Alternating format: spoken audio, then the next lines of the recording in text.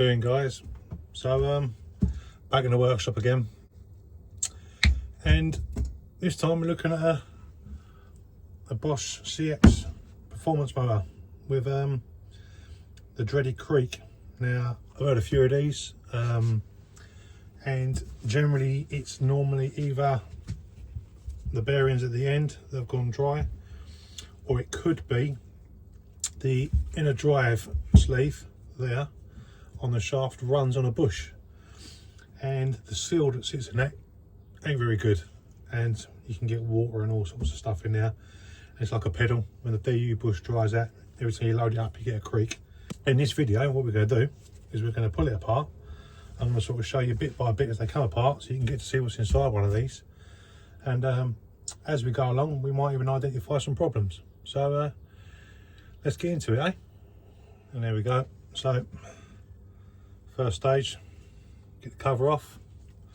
That exposes one bearing, which is there. You can see that it's actually all quite clean in here, so that's not too bad. Next step now is get the circuit board out, get the transfer box out of it, then we can lift out the whole crankcase with the torque sensor on the back of it, and have a look at the bearing on the end of the motor, the bush inside the drive shaft which lives inside here, which is a full strip down to get to that. So it's not a 5-minute job, but that's gonna be the next bit now. So what I'm gonna do now is I'm gonna get the inside stripped out of the casings, because there's no point you see me watching it just undoing bolts and lifting it all out, and then we'll see what's on the other side. There we go, just a quick sort of pit stop halfway through. So this is what it looks like with the circuit pulled out. So all the brains behind the Bosch motor that drive it is there, and behind that there is the motor which sits behind here. We'll have that out in a minute. The transfer box which then drives the separated gear, which is here, which then drives the chainring, because obviously the axle itself isn't directly connected to this. It just spins a torque sensor there that tells the motor when to drive the outer shaft. So quite a sensitive bit of equipment, but actually not massively complicated, not really. I mean, the electronics, yeah, won't pretend, that's witchcraft, but the mechanics, not massively complicated. Anyway, I'm going to carry on there, just want to share that bit with you. And there we go, that's the motor and transfer gear right there. So that's what, well, you can see that on there when the motor spins. That's what drives your motor. Just gives you an idea of how fast that thing spins. So yeah, that's the motor and transfer box drive assembly. But we're not done yet. Now to get the torque sensor and axle out, or crank out. Next stage. And there we go. One stripped down Bosch motor. And this is the bit I was talking about. So inside there, there's no bearings. There's a pretty crap little hard plastic seal, and I don't know how well you can see in there. There's just a DU bush inside, very similar to what you have inside pedals, and it's not that bad. The axle's not that dirty, and this, by the way, this is the, you know, when you get the ratchet. So yeah, there we go. When it's on there, that's the bit that turns and you pedal backwards. So when you turn your pedal backwards, and when you pedal forward, you drive the chainring. But they're not actually physically connected. So yeah, anyway, I'm going to give it a bit of a clean, go over all the bearings, because we've got one bearing there, one bearing there.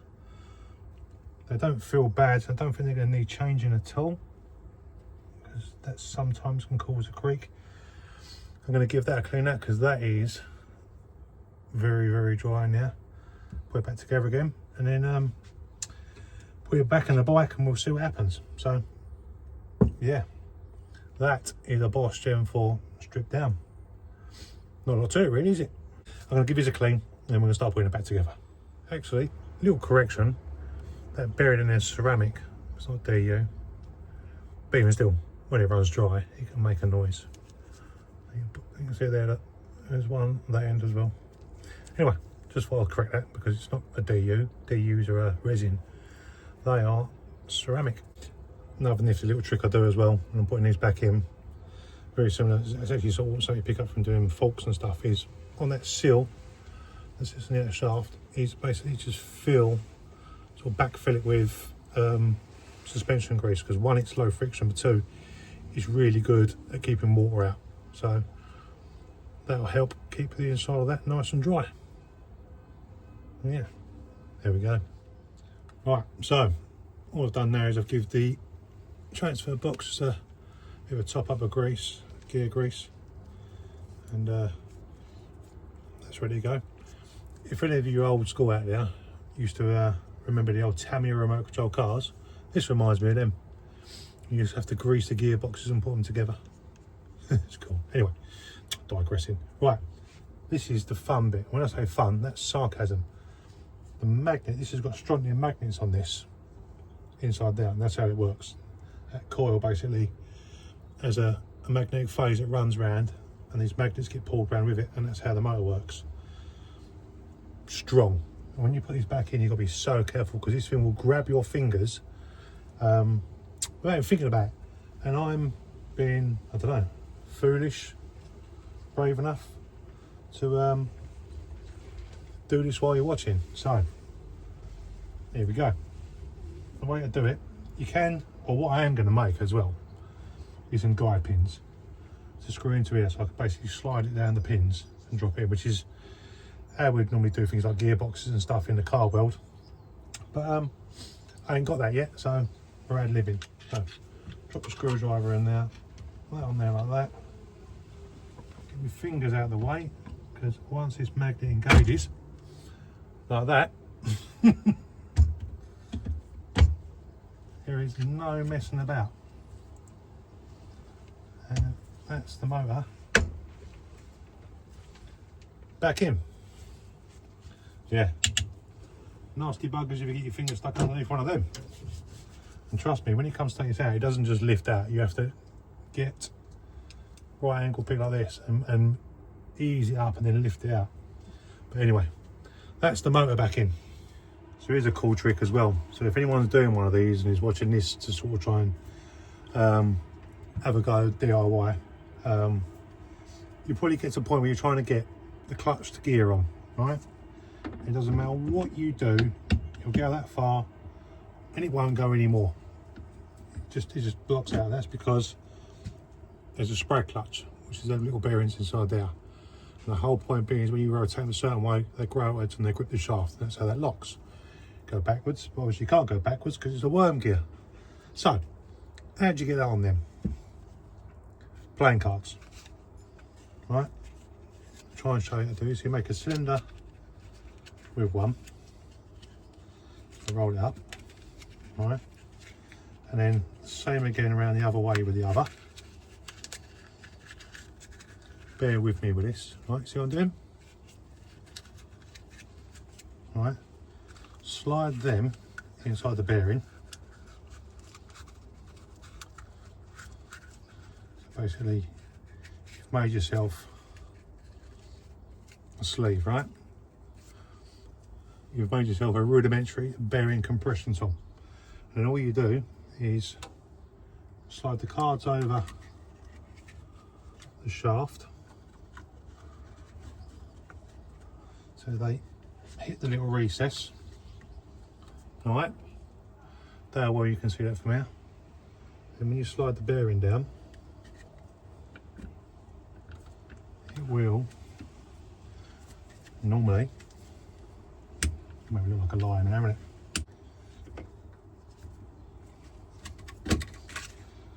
Like that. So yeah, there probably is a proper tool for it, but on is on, right? So yeah, 2 cards should be just the right thickness. I mean, if you struggle, try 3. Depends on the type of cards you use, I suppose. Anyway, brake gear is now on. Right, So all I'm going to do now, just so you can see, so we've got the board in, obviously the motor and everything's there. Maybe put the torque sensor is back on, spray bearing is back in. So all we've got to do now is fit the circlip on the base there, a little seal on there, and then reassemble. So that's what I'm going to do now. So yeah, now down to the last bit now, put the case on, so nothing exciting now. Just greased everything up, put it all on. So the last thing we're doing now is just putting the outer seal in. This also kind of doubles up as a thrust washer because this is what controls, I ain't got it properly, is it? This is what controls the backlash on that outer drive shaft.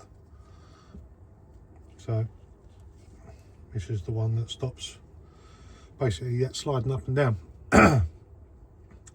So if you've got a Bosch motor with a floppy chainring going up and down, there's more than likely going to be wearing now.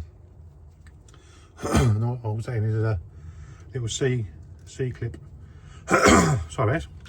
I seem to have developed a bit of frog in my throat. Then all you do is, without launching this across wherever you're working, these are absolute pigs. There she goes, there she goes. And a flat bed screwdriver just slide them down until they go snap into place.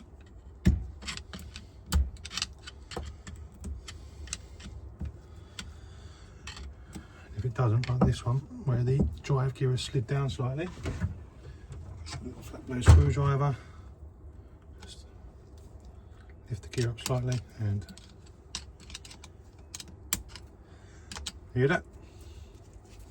It's in. Give that a wipe. Don't need dirt or anything getting in there. And last but not least, there's a spacer that goes over the top of that. Sits on there. And so you don't lose your spacer, just stick your chainring locking nut on. Remember, these are left-handed thread. So lefty tighty.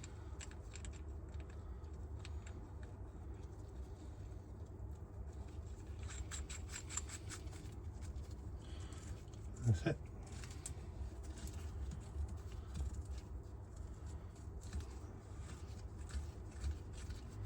That stops him going missing. And there we go. That is one stripped down, cleaned and re-greased Bosch Gen 4 motor. And if that bike still creaks after that's fitted, it's nothing to do with that. They are informative if that's going to be on whatever, but I think it's just one of the things, it's just nice to sort of see what goes inside one of these, eh? And there you have. Right, anyway, I'm going to get out of the way. I'll catch you all soon, and yeah, cheers for watching.